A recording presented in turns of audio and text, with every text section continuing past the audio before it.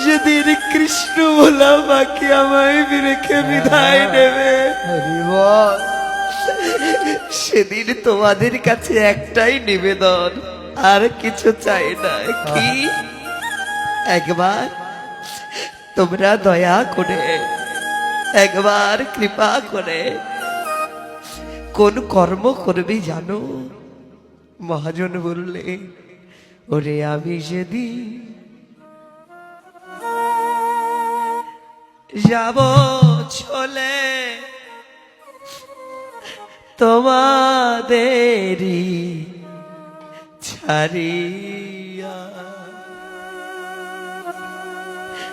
চন্দনেরই